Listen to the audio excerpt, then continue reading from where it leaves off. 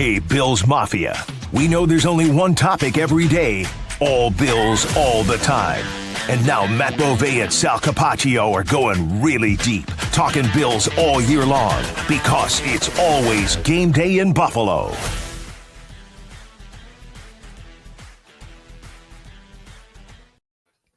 Well, it is a hot July 4th weekend winding down here, and it's always game day in Buffalo. Sal Capaccio, Matt Bovee coming at you. Matt's enjoying the outdoors. I enjoyed the outdoors all day today playing golf, so I'm okay now, but I'm kind of jealous now that you're doing this outside. I said maybe I should have done the same thing.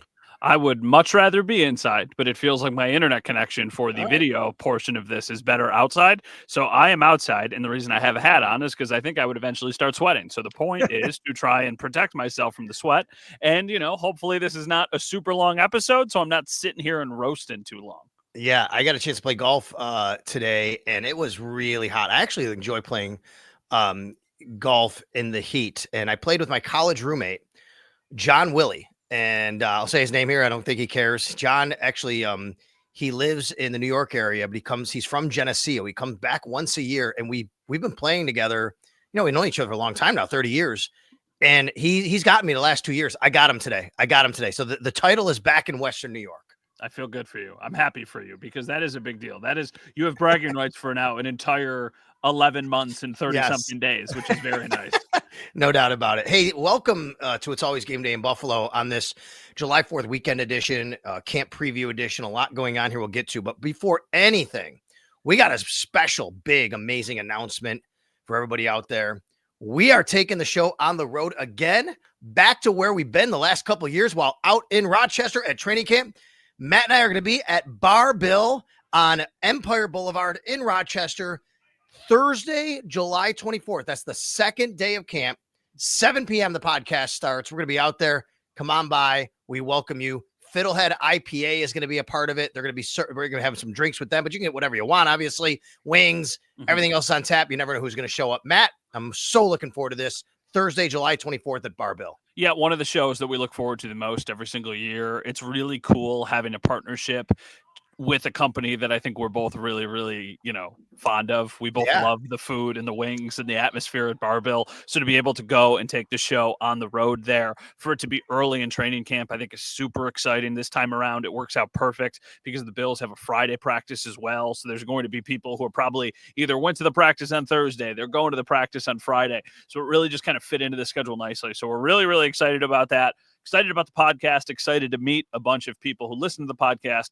Also very excited for like 20 Cajun honey butter barbecue wings. Yes. So that, that doesn't hurt either, for sure. Obligatory picture coming for sure, as we do every year. Let me give you the details again, everybody. Once again, Matt and I are going to be doing this podcast out at Bar Bill in Rochester. That is located at 1129 Empire Boulevard. We're going to be there on Thursday night, July 24th.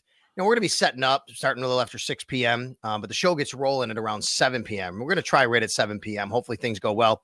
And last year, what we did, we'll do this again this year, we set up a mic for you to come up and be on the show, video-wise and audio, and ask us questions. We have questions we're going to get to in this particular episode, but when we're out at Bar Bill, you can literally be a part of the show, and you'll have a camera on you, and we'll be asking, you can ask us questions and get involved. Yeah, and there were some really good questions last year, which was cool. We had a great turnout. It's always cool. My favorite part is actually after the podcast is ended and we get a chance to just meet people and hang out with people. So that's really, really cool. So I'm looking forward to it. It'll be a great night. We really hope that you guys can come out and check us out and, have some wings, have a couple drinks, and just kind of just chill. Be a fun night to get training camp started. And by then we'll get a couple of days in of knowing who's going to be playing different positions, including cornerback, where obviously some really significant news broke recently, Matt.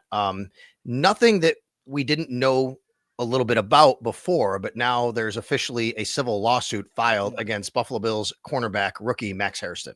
So let me explain it this way. Now, if you want to interject at any point, you certainly can. With this is not a point where we're sharing our opinion or we're giving you what we think is going to happen. I'm just going to tell you from the news reporter standpoint, all of the information that we have reported at Channel 7, and then you can take that and use it however you want. You can make your judgments. You can think that this is going to happen or this is going to happen, whatever it is. So essentially how this all played out was this is our story from 5 days ago. on Channel 7's website. So this was July 2nd. Now, I can tell you that we first learned about it very late the night before. So we got a press release into our email at the station from the law firm representing the woman accusing Max Hairston of these sexual assaults from back in 2021. They sent us the press release, all of the information. Then you start to do some digging and you actually find the lawsuit. Okay, now we found the lawsuit. Now this is to a point where it starts to get reported. Hey, this is what she is claiming. This is what the attorneys are saying. And this is what the bills are saying. So essentially what happened was that Max Hairston is being accused of a sexual assault that took place on the University of Kentucky campus back in 2021. This is a civil case. This is going after monetary damages. This is not something that is going to end him up in jail at this point, because it sounds like either the criminal investigation happened and there was nothing pushing it to charges, or there was not a criminal investigation. This is completely a sidebar. So we have the entire story on our website right now. The thing with the Bills side of it. So I reached out to the Bills immediately. Hey, do you have a comment? They referred me back to what Brandon Beane said on the second night of the NFL draft, because after the Bills had drafted Max Hairston, I think a lot of us who follow the team, cover the team, probably caught wind of some of these accusations. And there were some videos that were posted, TikToks from the accuser. Catherine Fitzgerald from the Buffalo News very smartly asked Brandon Beane about it the day after they selected Hairston. Now, I'm going to read you a direct quote of what he said. He said, quote, "We did a lot of research. I think all teams were aware of the Title IX thing. That was fully investigated by the school. He even volunteered to do a polygraph and had notes. It was one of those where there was zero information saying that this actually happened to what the accusation was. You can't take someone's account and think that's the truth. But yes, we fully investigated that," Beane said. "Every person you talk to at Kentucky, teammates, staff there, plus what we've done, I would say this is a heck of a young man, every person you ask. That's unfortunate when things like this are attached to someone's name. In this case, it doesn't seem to be anything there." So that is from the Bills. Now, we also reached out at Channel 7 to the University of Kentucky, because this is allegedly where that happened. The University of Kentucky said the university is not a part of this lawsuit and therefore cannot comment on it. However, sexual assault allegations are thoroughly investigated and can involve police, Title IX, student conduct officials, and other legal entities. If and when charges are warranted, or if a student is found to have violated our code of student conduct, such charges and disciplinary measures are filed and pursued aggressively to protect our students. The reporter who covered this story went and spoke to a legal analyst about what happens next. You can read more about that if you would like at WKBW.com. But essentially, that's where things stand. It sounds like the NFL and certainly the Bills knew about this before they drafted him.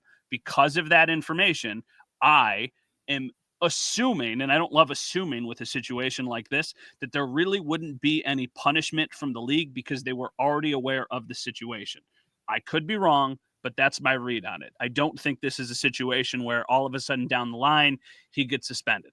This seems like it's its own thing, and how it plays out, at least the way I understand it, won't necessarily have an impact at his availability or status with the Bills or the NFL.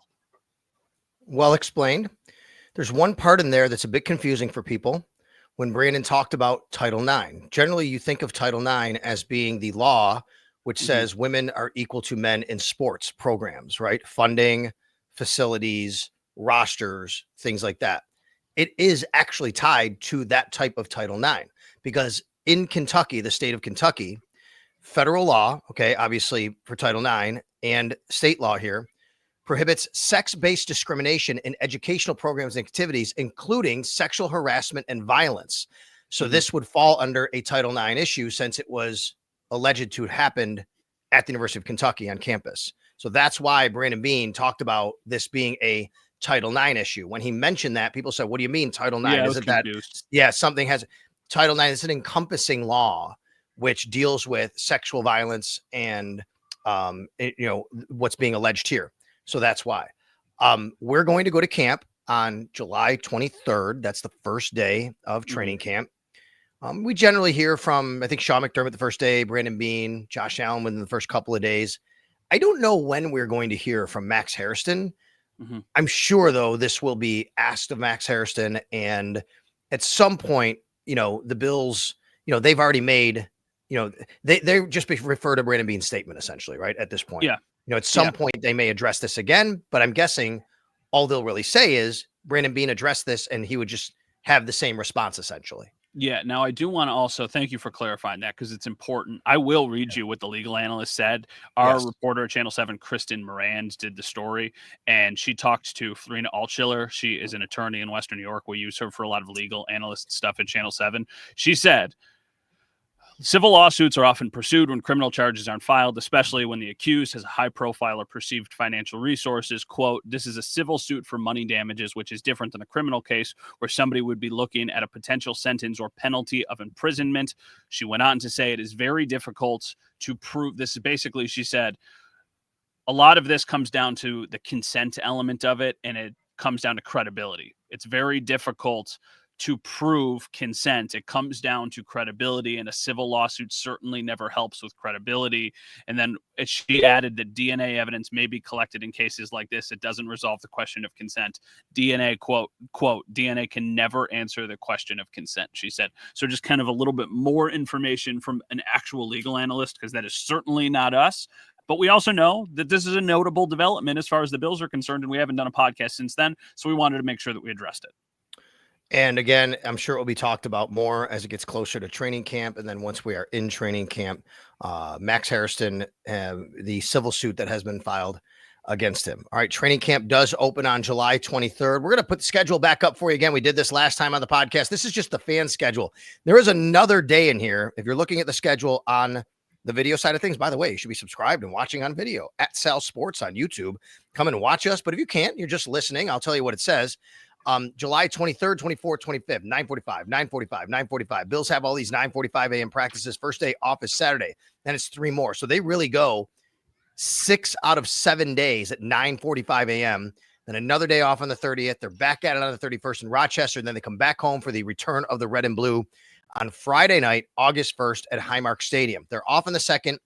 Back on Sunday, August 3rd at 11:15 a.m. And the one you don't see is there is a non-public practice on August 4th, which starts at 9:15 a.m., 9:45, a.m. They'll have 1 day off. Then they're at camp for 2 more days. And then they break camp.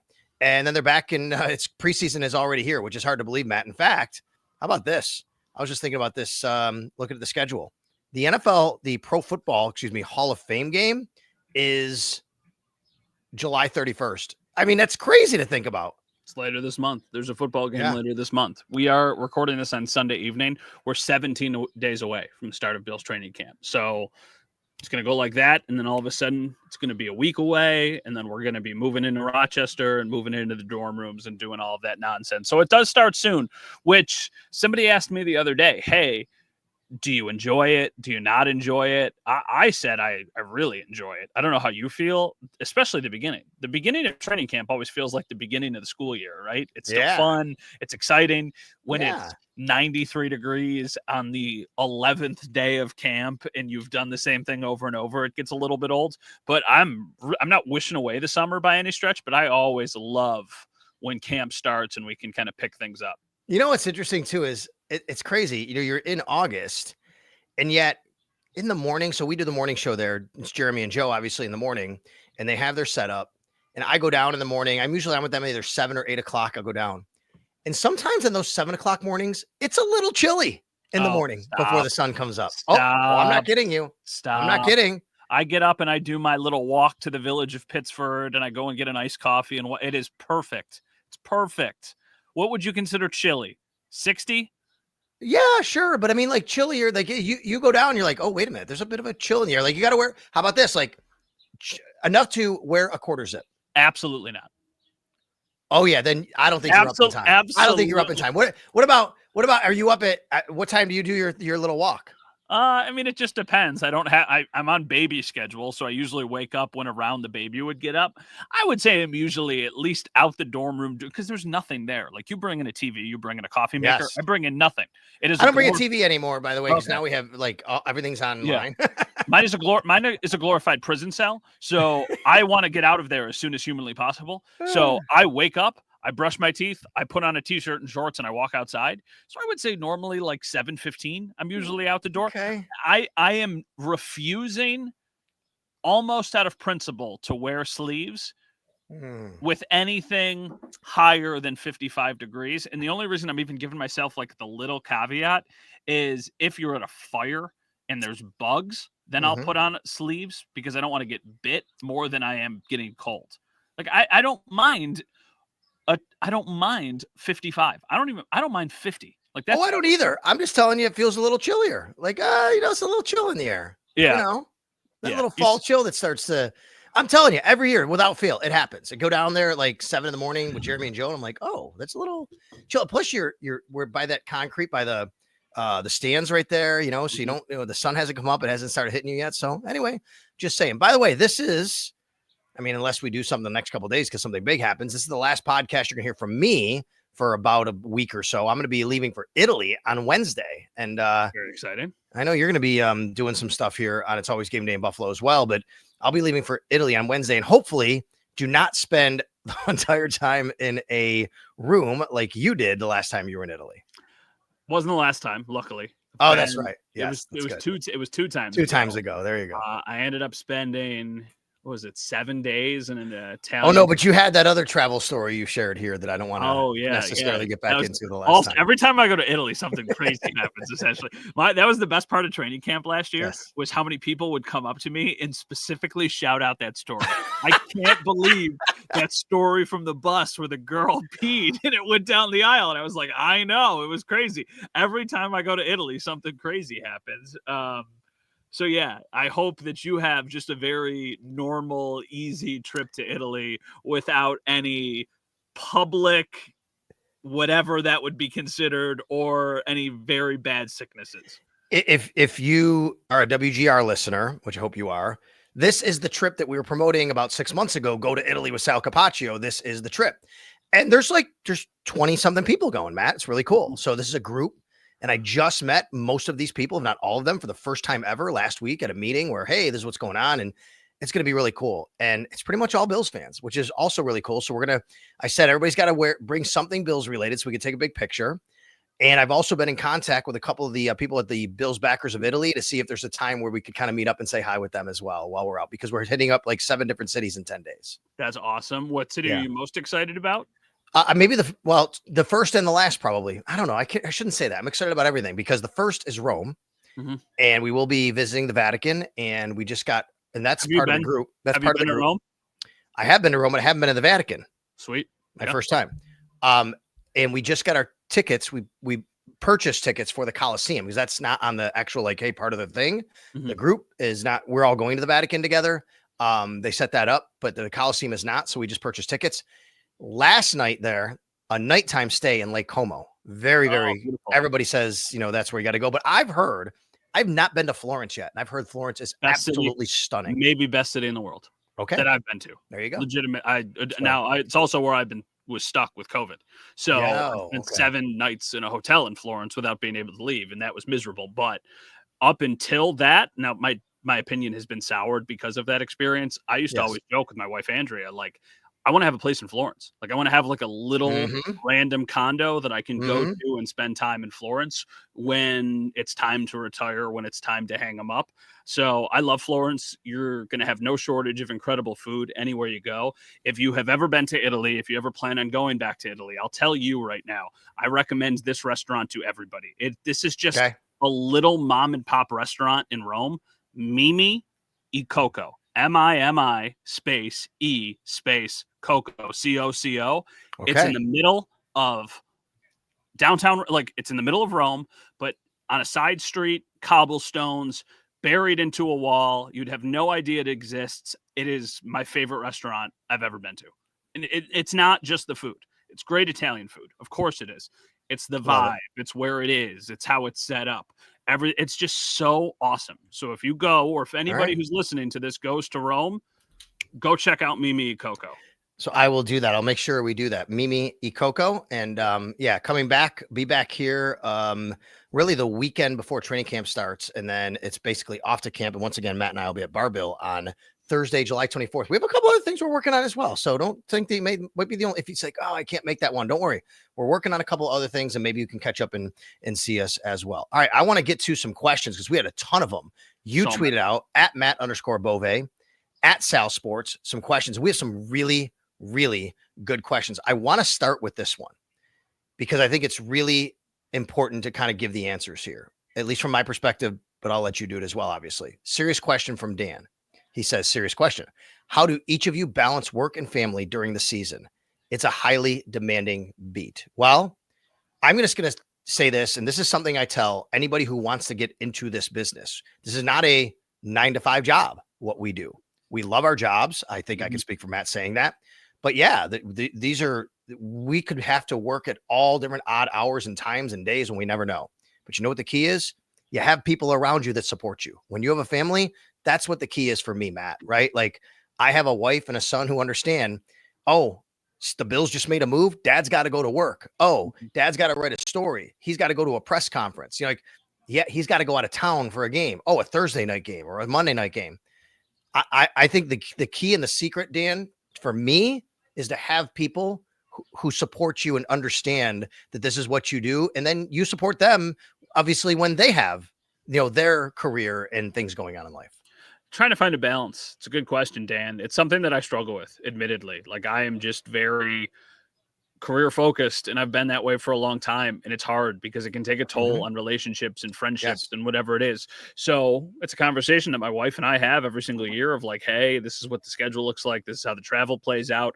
Try and build a trip in that she can come to. That's something we can look forward to together. Try and figure out the child care before everything happens. Try and figure out and pick and choose when you need to be there. And then also when you can miss something. Now, at the beginning of my career, it was really hard to miss things. It felt like I needed to be there. I needed to be every single thing. Yep. Like you couldn't miss anything. Then you just got to remember you're one person. Maybe there's a practice you miss. Like you just have to be okay with it. I really struggled a couple of years ago. The Bills Chargers game was a Saturday night, December 23rd. I chose not to go because the next day was Christmas Eve and we didn't have traditional newscasts that day. So I was like, we don't have a newscast that day because it's going to be done at 11:30. So the 11 o'clock news will already be done. The next day, we didn't have shows. And it was also my daughter's first Christmas. I was like, I don't want to have some sort of travel snafu on Christmas Eve and then miss getting back there. But then I watched the game on TV. I was a wreck. I was so difficult to be around because the entire time I felt like I was missing something. Yep. And also, if God forbid something significant happened and I wasn't there, it would have ate me up. So to Sal's point, you got to find people who support you. My wife's amazing. Yana's amazing. The people in our lives really, really understand it. It's about finding people, though, that understand. Like I've got a lot of friends who are like, hey, do you want to do this? I can't. Like I can't randomly go on a trip in the fall. I can't randomly do something on, like just sports. I always tell people sports happen when everybody else isn't working. So that means we're usually working when everybody else is off or when a lot of people are off. Yeah, I like that a lot. And and maybe I didn't answer is quite as right, but to find the balance is tough for me as well. Matt and I both have this FOMO, right? We both are much like this. You and I are both very much FOMO. For me, it's more about my son, Max. We're going to Italy. He's actually missing some sports. He's missing baseball, like in games, and it bothers the heck out of me. But I also think, but he's seeing the world, right? I mean, so there's a lot of stuff that goes along with that. All right, let's get to another question, which I really like. This one's from Mitch. Okay. How did the podcast originally come together? Is it something that was born in the Bills media room? All right, I'll give my perspective and then you give yours. No, as much as Matt and I are friends and, this is a great, collaboration, I think. Odyssey came to me, WGR, it's the company I work for, Odyssey, and said, hey, Odyssey, my boss said, hey, Odyssey is starting this thing. It's always game day in Buffalo. It's always game day in Cleveland. And they have different ones around. I think there's one in Cincinnati, always game day. And that's the name of the podcast throughout. And, they're looking for 2 really good hosts to focus on the Bills. And we want you to do it. I'm like, okay. And they said, and we have another host in mind for you. What would you think about Matt Bove? And I said, I think that'd be great. Mm-hmm. That's my perspective. And then obviously I found out that you were told in your own way, which you can share. And then you and I talked about it in the Bills media room. Yeah, in the Bills media room. I remember where I was when actually the idea was pitched. We were at the NFL owners meetings and I was in my hotel and I got this DM from somebody at Odyssey. So the backstory here from my perspective is that I was very new to the podcast space. I did not have a background in radio. My background is in television. Still feel like I'm learning a lot. Still feel like I've got a long way to go. My dipping my toes into the water in the podcast space were with my former boss, Joe Biscaglia, who now works at The Athletic.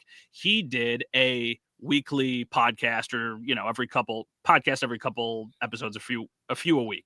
And he asked me if I would do the post-game podcasts with him as a way for me to get a little bit of familiarity in the space. And I was like, yeah, for sure. So I did that for a season and I enjoyed doing it. After the games, we would do similar to what we do. We break down the game. We talk about the game. Did that for a couple months, really, really liked it. This opportunity came along. This was more of like hey, you're going to be a co-host. I wasn't a co-host on Joe's podcast. I was just kind of a weekly guest. I was like, oh, it feels like an expanded role. So I broke up with Joe. We joke about it still. I was like, Joe, it's not you, it's me. I got to go do this. And, of course, everything was great between us and we started this. And I really have been pleasantly surprised by the way that this has taken off. It's very, very cool how often people will come up to you and say, hey, I love listening to the podcast. I love watching the podcast on YouTube. As a matter of fact, this feels like a very natural way of putting this in. I have a congratulations to give. All right. I want to make sure I get the names right. So how I've been doing the stadium series stuff? Yes. Channel 7. Yes. So I was out there at the stadium on, I don't know what day it was, Wednesday, whatever it was, last week. And we're recording an episode. Now, you know how they do tours at the stadium now? Like people can go do a tour? I think so. People also, I hope I don't spoil it, but I know people can do weddings too, I think sometimes. Okay. So you're on the right track. Okay. So as we were there, I'm getting set up to go do this shoot and we're in the lower bowl. And all of a sudden, there's a bunch of people out on the fields taking pictures. All of a sudden, a bunch of people start clapping and yelling. And I look over and somebody proposed right at the 50-yard line. So I look over and I see a guy down on one knee. And then all of a sudden I hear crying and celebrating and excitement. So awesome moment. I was like, holy crap, somebody's got engaged. That's nuts. So like 10 minutes later, they're walking to come back towards the tunnel. And I'm like 20 rows up and I just yell down, hey, congratulations. And he was like, thank you so much. She was like, thank you so much. Then I think he realized who I was. And was like, dude, I love the podcast. And I was like, dude, that's awesome. But congratulations. What you have going on is obviously much more important.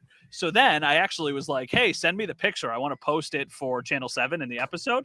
So congratulations to Tim and Ashley, who got engaged. I love it. Tim and Ashley.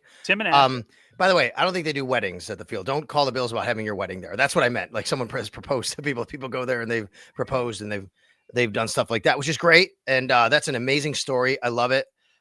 Very cool that you were able to see that and that they saw you and recognized you. And it's, that's what's funny is I'm the kind of guy who would do the same thing. Hey, congratulations. Like we're a little different like that. Not everybody would do that. Right. Like it's cool. And it's a way that you kind of connect with people. Very cool of you. I love this question. I don't know if I'm going to get us in trouble. Did you see the question from Mark David? You go ahead. It was the next one I wanted to get to. Go right ahead. In an interview with WGR, Sam Monson called Brandon Beane, quote, the most sensitive GM in the NFL. Has Beane or any other Bills player staff ever taken issue with what you said or reported? How does that interaction typically go down based on your experience in Buffalo? It's a very behind the scenes question, Mark, but I love this question. I did hear the stuff from Sam Monson talking about Brandon Beane. So for context, apparently, actually, I don't exactly remember the context. It was something with Pro Football Focus, right? And that he called out Pro Football Focus for not liking something that they put out there and then has not talked to them since or something along those lines, right? Yeah, I think so. I didn't hear the exact story, but that sounds like something I'd heard in the past. And then obviously we know what happened on WGR in the morning show with Jeremy and Joe. Anyway, go ahead. Why don't you answer the question and then I'll give my perspective. Oh, yeah, it's happened. Has Beane or any other Bills staff ever taken issue with what you've said or reported? Definitely. It happens. Yeah. Not all the time. Like, I don't want to make it seem like this is like some all the time thing, But there are people who disagree with your takes. There are people who don't like the way you've reported something. There are people who don't understand why you need to report something. And when you're there and it's your job to be there, sometimes, I don't want to say you ruffle feathers, but it's not your job to always, say the best things about the organization or always be praising the organization. So there have been instances where they haven't liked something that I've said. And that could be somebody in the PR staff. That could be somebody with the front office. That could be even a player. There's been times when you say something about a player and then they don't want to talk to you because even though they say they don't pay attention to it, of course they pay attention to it. It's human nature. If somebody says something about you and it takes off and enough people share it or talk about it or have a comment on it, usually it kind of gets on their radar. It doesn't happen as much with the higher profile players because there's so many people talking about Josh Allen. If I say Josh should have never thrown that ball, that's a terrible decision, he's got no idea that I said that because there's 10,000 people talking about him. But if I'm critical about a Casey Toohill play, you better believe that I just made that name up. It's not like I have a Casey Toohill story. I'm just saying like somebody like that. So yeah, it's happened not a lot, but enough that there's multiple instances of it. No doubt. I mean, listen, I'll say this. Yeah. It's happened more frequently with another Buffalo sports team, if you catch my drift. Yeah. And I don't deal with it on that side as much.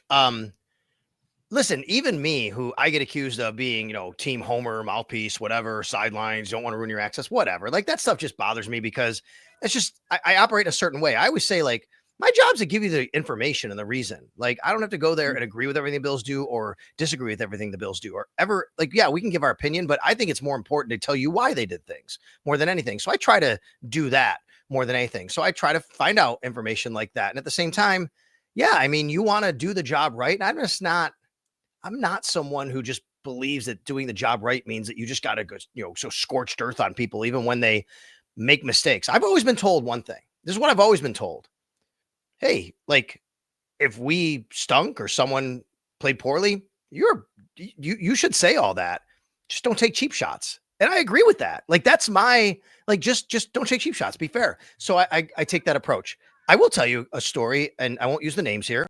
Like, here's an example. I write arrow up, arrow down after every game, as you know, right, Matt? Like arrow up, who was good, arrow down, who was bad, or what was bad, good, all that kind of stuff. And a couple of years ago, I was pulled aside in the locker room by a player and said, hey, I read your arrow up, arrow down. Just so you know, that wasn't this player's fault. Like I had given arrow down to someone on the team for something. Another player pulled me aside and said, that was not his fault on that play.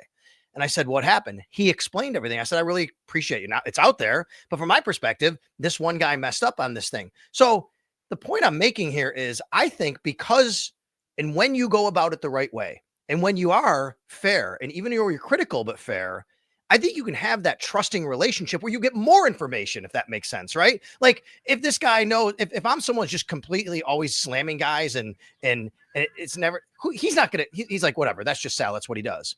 But he took the time to say, hey, I want you to know that's not what happened, because the way I look at it is he respected my work enough to do that. Yeah, no, definitely. I think that I saw this a little bit the other day with the Kevin Adams press conference. It wasn't a press conference. It was a media scrum. Yeah. And it was the day after the deadline. And there were some people saying, why doesn't he get asked harder questions? People are afraid that the Sabres are going to take away their press access. And that's why nobody asks hard questions anymore. And I don't agree with that at all. Like I certainly think there's times when you need to be firm and you need to ask tough questions. There's also times when you're just seeking information. And then sometimes a PR person will say, all right, we got time for 2 more. And then the next 2 questions get asked and then you're on your way. I feel like it is a little bit different, obviously, with like media that is covering the team for an affiliation, right? Like I'm covering the team for Channel 7. Like I don't have any connection to the Buffalo Bills or to the Buffalo Sabres other than, I'm covering the team for Channel 7. Like it can be different for sure, but I don't love the notion, hey, nobody asks anybody tough questions anymore or anything like that. Like I don't think that's the case. I think there are times when we need to be more critical than we ultimately are, but I think there's a lot of circumstances that play into that. I don't think that that's just people trying to avoid confrontation or a weird tough question. I just think there's a lot of things that go into it. It's a very nuanced conversation. No doubt. I hate the whole point about they don't ask tough questions. I always say to people, what is a tough question. A lot of times for fans, a quote unquote tough question isn't really that. It's just us criticizing them to their face so the fan can feel good about it. That's really what they want. That's not a tough question. Is just answering. To me, it's asking something, any question. The purpose of any question is to get insightful answers. And if you ask something about Sean McDermott's defense, you don't have to say it because why does your defense suck so bad in this situation? That's not the way to ask a question. It's what happened on this play? What happened in that game? Then you get an insightful answer. And then people say, well, you didn't tell them they suck, so it's not tough. I disagree with that. Anyway, I'm going on a tangent, but that's how I feel about the whole situation. And Mark, just to kind of wrap up your question, it's a great question. Brandon Beane himself, I mean, we both have a good enough relationship. I think me and Matt and I that we can talk with Brandon about something if it comes up and kind of ask him. And I don't know. I've never, like, I know what happened on WGR with Jeremy. Like, I've never had Brandon himself like get really mad at me and tell me something, but I've certainly had conversations with him about different guys and things that have happened and why that is, which you can give more insightful information when you report. Let me also, this is just my opinion. The Beane thing, if it was being said by somebody who he sees all the time, I think it plays out completely different because he would have just come up and had the conversation and you would have probably went back and forth and then it would have just kind of ended there. You know, with him on the radio, like, you know, Jeremy and Joe are in the studio, right? Yeah. They're at the station every single day. Like, we're down on the field or, you know, at the facility almost every single time that they're on the field. So if Brandon doesn't like something that Sal Capaccio reports or that Matt Bove reports, he probably walks over to us and is like, hey, and because we have a decent relationship with him, he'd be like, hey, that's BS. I don't like that. Why did you say that? And then you would have given your answer, and then the conversation would have happened, and then nobody would have had any idea about it because that's usually how it goes. You know, I even think about that with players sometimes. Like, they'll chirp about like a comment that somebody makes or something that somebody said because they pay attention to it. And then usually it ends up turning into like a little bit of a joke and like some jabbing back and forth. Sometimes, not all the time, but sometimes. I do want to make this one point though, just to wrap this up. I don't know if it's fair to call Brandon Beane sensitive. I think Brandon Beane just is protective. I mean, and every GM should be, of his own players and his organization. He has a brand and he's the head of the organization, you know, from that standpoint. So I don't think it's fair when Sam Monson goes on WGR and says Brandon Beane's the most sensitive GM in the NFL. Well, maybe that's his perspective. From my perspective, I think he's doing what anybody would who's in position to protect a team and a name and a brand and the players that they brought into this organization. I think that it's important to realize that even though we all say, or people say, you block out the noise, you don't pay attention to it, you don't hear any of it, that it's nonsense, and addressing that it's nonsense isn't a bad thing. Because it would be easy for Beane to say, I don't pay attention to what anybody else says. I don't know what they're talking about, but they do. And that's okay. Like, I want them to have the awareness to know what is being said about them and what people are saying or what the conversation is about. I'm not saying you need to sit there and comb over every. Here's a great example. Last year, Brandon was upset that someone called Josh Allen overrated. He was upset about it. I don't think anybody would say he was sensitive about it. Maybe you would, I guess. Somebody could say it out there. But I think a lot of fans were like, that's right. He's protecting his quarterback because he knows how good his quarterback is, and he should be upset about that, right? It's just kind of your perspective on how you look at things like that. Yeah, I think so too. That was a good question. We got a lot out of that question. Wasn't a tough question, though. I love it. Thank you very much. Yes, Craig, we are going to Bar Bill again. One more time, July 24th. Thursday night, 7 p.m. See you at Bar Bill, 1129 Empire Boulevard. Craig asked that question. Are you guys going to go to Bar Bill again? Yes, we are. Do you have one? This is one for you more than me. Okay, go ahead. Because you're in the press box and I'm not. Okay. Who has the best press food around the league? Ooh, that's a good question. Now, I can answer from a perspective of when I do go up to the radio booth and I hang out beforehand and I get some lunch before I get out on the field or whatever. I mean, Dallas on Thanksgiving was literally Thanksgiving. Yeah, literally the first thing I was going to say was Dallas. And the interesting thing here is that's Legends, and that's who's going to be the new stadium in Buffalo's, supplier for food. So I think Detroit does a good job. Hard no for me. Really? I shouldn't say hard no. I shouldn't say that. Okay. It's fine.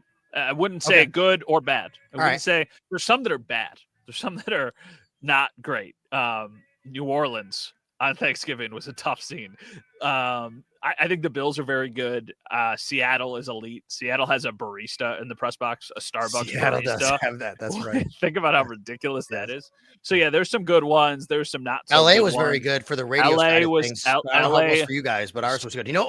I'll tell you, believe it or not, what's great on the radio side, I know people are going to be mad. It's the Patriots. Oh, they do a really good job. Their radio booth area, where just the radio is, not the writing press. As soon as we get there, clam chowder, sandwiches, it's really good. How about this one? This is a little fun fact. The Giants and the Jets, even though they share the same stadium, do completely different things. And the Jets stink and the Giants are pretty good. Like legitimately, like it is known around the league, like that the Jets spread is pretty crummy and the Giants is pretty good. You're talking about the difference between like, I don't know. I don't even know what the right way of giving the example is, but the Giants are good and the Jets isn't, which is very, very random. Salah asks, with the NFL likely expanding to an 18-game season and more international games expected, both those are true. At some point, that's all going to happen. What do you think about the idea of the Bills bringing back the Toronto series? Well, A, I think it's a horrible idea, and B, I don't think it's happening at all. Yeah. That doesn't mean the Bills could never play a game in Toronto again as part of like an international game, but the Bills are not going back to Toronto for some sort of series and playing one game a year. That's not happening. Didn't build a new $2 billion stadium to punt a road game or a home game, 2 hours away. I think it would be what they were pushing for if they had to play an international game just out of the strictly convenience of it all.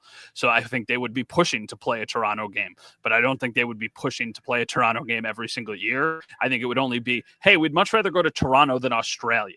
Or, hey, we'd much rather go to Toronto than Spain, if possible. So I don't see that something like that's happening. Well, I like this question. Ed Oliver's season outlook. This is from Nestor. How's he going to look next to Lario, Dion, and TJ? So it's tough. What I don't know. I think 2 years ago, Ed Oliver was very impactful. I think last year he was at times impactful, but far too often blended in. And now, once again, hard to judge interior defensive line play when you're just watching the game in real time. Yeah. That's much more of a go back and watch the tape and realize, hey, he's actually doing a lot more, or he's actually getting double teams, and that's freeing up other people. I just think the defensive line as a whole, everybody who's coming back on the defensive line needs to take a big step this year for the Bills to get to where they're trying to go. I have to tell you, we got a ton of Sabres questions. Sorry, we couldn't get to all your Kevin Adams questions because I know you have a lot of them. And we can end on a Sabres question after this. You're upset about Kevin Adams and the Sabres, and I totally get that. I do want to get to David's, though. David has a good question about personnel. Are we forgetting about Daquan Hardy? Last draft cycle, I heard about how good of a slot in the offseason we heard about his inside and outside ability. Can he contribute on special teams as well? I feel like we may be sleeping on him. Okay, David, here's your answer, because you're right. He can play inside and outside. When he was drafted, he was strictly a slot guy, we thought, because of his size. They used him on the outside actually during training camp last year, and I thought he actually played pretty well. He was going to be the return man until they decided, I don't know if he's quite there yet, so they traded for Brandon Codrington. I would say that it's still a very unlikely chance that Daquan Hardy makes this team, because Brandon Codrington outranks him, and he would have to take that job from him, because I don't see him cracking the secondary. Yeah, for sure. I mean, look at how crowded all of a sudden the strictly cornerback room is now that it wasn't that way a couple months ago. We talked, of course, about Max Hairston, first-round pick. He's going to be on the team. Christian Benford's going to be on the team. Tre'Davious White's going to be on the team. I think Dane Jackson is going to be on the team. Obviously, Taryn is like a different part, but still, of course, going to be on the team. I would say I feel the same way probably about Cam Lewis. And right there, that's 6 guys in the cornerback room. We didn't even talk about Jamarcus Ingram. Like, Jamarcus Ingram is a player that they really, really like. So I think it's a really uphill battle for Daquan Hardy. I think if he makes the team, either somebody got hurt or he just had a magnificent training camp. And I think sometimes even doing that isn't enough. I feel like a magnificent training camp for a player like Daquan Hardy probably leads to a practice squad spot and not to a spot on the 53.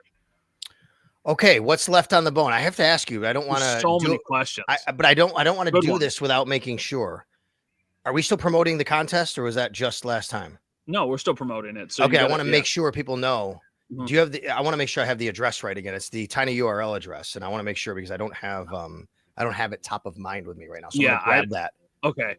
basically we are doing a survey to try and maximize the product for everybody who's watching and listening. We would really appreciate anybody who's taking part in the survey. Answer some questions, give us your feedback. What do you like about the podcast? What do you not like about the podcast? A random person who fills this out will be given a pair of tickets to a Buffalo Bills training camp practice, which are really hard to get. Yes. So that's a good prize, because I did not realize how difficult they were to get until I had a couple people in my family say that they couldn't get them. I was like, what do you mean? I was like, what do you mean you couldn't get training camp tickets? Oh, yeah. It's like, this isn't like a go to 7-Eleven. It's not like go to Wilson Farms like back in the day and just get training camp tickets. They are in very, very high demand. So, you get a chance to win them for a weekday practice if you fill out this survey. That should only take you a couple minutes. Yeah. So here's the address. And what happened was, when we did it last time, some of you went to this address and it said it doesn't start till July 7th. That was a bug. It's been fixed. So if that happened to you, we apologize. I did post in our YouTube comments that bug had been fixed. The address is tinyurl.com/IAGIB. It's always game day in Buffalo. tinyurl.com/IAGIB. Chance to win training camp tickets for a weekday, and you tell us all about the podcast and be fair. Like we said, hey, I'm going to say what the Bills always say. Just be fair. Don't take cheap shots. I think that's right. Yeah. I like this question. This is a question specifically for you. Jason, what is Sal's favorite year covering the Bills and why? It's a tough question because I have an answer. I love it. I would say maybe 2021 because they were just so lights out good. And obviously what happened at the end of the year was terrible, though, right? In Kansas City, and being on the field for that. 2020 was not my favorite because there were no fans, but it was so unique. It just stands out because there were no fans, but that was only at home. We didn't travel. So I couldn't put it up there. That might've been the most unique year. And I'll be honest, maybe my first year ever on the sidelines. My first year ever on the sidelines was 2014. I mean, the team wasn't that good. It was Doug Marone's last year. It was my first year on the sidelines. So that was a really cool experience for me. But I probably 2021 because of just how incredible that season was as it was going on. But listen, they all are so good. They really are. And when you have Josh Allen and you have this type of team and you have this roster and you're playing prime time and on national TV all the time, I'm not going to say I'm not going to put any seasons on the back burner. They're all on the front burner. It's top of mind, but last year was really awesome. Yeah. Last year was really, really good. There were some awesome games mixed in the last year. The 49ers game in the snow was great. The Detroit game late in the season was fantastic. The LA game was an unbelievable football game. The playoff games were good. To go to the AFC Championship for the Bills and to be there and them have the ball with 2 minutes left and a chance to there were some really good, and I actually adored 2019. The Dallas game we were just talking. The Dallas game we were just talking about is still a top 5 sporting event that I've ever covered. And I don't think it's getting knocked out of that list anytime soon. It really felt hard to explain watching that team like catapult itself into the net, watching those guys win and carry Cole Beasley into the locker room and celebrate with him. And we were still the official station of the Bills from the television standpoint. So I used to do a one-on-one with McDermott after the game, and the positivity and the sense of accomplishment to do it on that stage was such a cool thing to witness, because that's really when they became this team. I really think that was the day that they transformed from a team that was pretty good into a team that was really good. Yeah, I love that. It's great. Thank you, MJM. As a Jays fan, I just wanted to check in on Sal. I'm good. Good series win by the Jays. They swept the Yanks and took over first place. Then the Yankees went to the Mets and lost 2, but then they finally won on Sunday. So I came to this episode in a better mood. So thank you for checking on me. I appreciate it. Any other questions you want to ask? Anything we didn't? There are tons of them. They're great ones, and we wish we could get to all of them. But what's your favorite Wiz Khalifa song? Do you have one? Could you name a single Wiz Khalifa song? I don't think off the top of my head I could do that, but I do know Wiz Khalifa. I would imagine that his biggest song is Black and Yellow. Maybe We Dem Boys. I don't know if you can you hear the music behind me? I can't. Where's that coming from? Somebody having a party? Yeah, it looks like somebody's having a grad party and they're listening to Chris Stapleton, Tennessee Whiskey, which is just an electric song. I went to a grad party actually in Rochester on Saturday. My friend's daughter is going to Pitt, actually.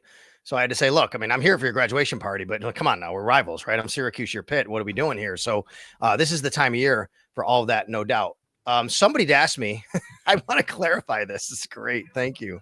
Grinding My Teeth says, oh, great name. Does Sal wear a hat when he plays golf? He posted a photo today from the course without a hat. Man, that sun was 100% today. I worry for the man's dome. Thank you. I actually have off and on with my cap. I do wear a cap sometimes. I take it off because I sweat and I want my head to breathe a little bit. So I do take it off. I put my sunscreen on. So thank you for checking on me again. 2 people have checked on me. That's all. I'll feel all the love here. And it's always Game Day in Buffalo. When did you shave fully? Oh, so the age of 26. Okay. And I'm 52 now. So half my life now I've been shaving my head. Wow. Okay. Yeah. So the reason was I was playing in a flag football league at the age of 26. And there were some really, really like high level players in this league, like guys who played at like Florida State, like college guys who were back. They, their journey in football was over and they were still young and playing. So I was playing this league and the local paper down in Florida came to do a story on some of the guys playing in this league. And they took a picture of me. It was in the local paper and they took a picture and I was in the picture, but it was just from me from behind. And there was a bald spot on the top of my head. I was bartending at a sports bar. I went into the sports bar like that day and the people around the bar, the guys at the bar started giving me so much grief. You're not even 30. Look at that spot on your head. I'm like, you know what? That is it. That night, maybe that next day, whatever it was, I went home and shaved it. I never looked back. That's your like villain story. That's your like Joker story. That picture circulated and you were never the same. Never the same. And I'm so much better for it. There you go. I love that. All right. Anything you want to talk about before we finish? No, I don't think so. I don't think so. I think we're all good here. We're going to be out at Bar Bill again, July 24th. Hope to see everybody out there, 7 p.m. That's going to be a really cool night, Matt. Yeah, I'm excited about Bar Bill. I'm excited about maybe a couple other things that we've got coming down the road. Yeah. Also excited about your trip to Italy. So have a fantastic, safe trip. You. Make some incredible memories with your family. Hope that every Bills fan that's going enjoys it. And I'll try and do a couple episodes of the podcast while you're gone with maybe some special guests. I'll go into the Rolodex and find somebody to talk to. You got it. Thanks a lot to our producer, Mike Robier, always doing a great job. We'll talk to you next time. It's always Game Day in Buffalo. Don't forget, subscribe on the YouTube channel at Sal Sports. Subscribe and follow, of course, Matt Bove and Sal Sports, Matt_Bove at Sal Sports on all your social channels.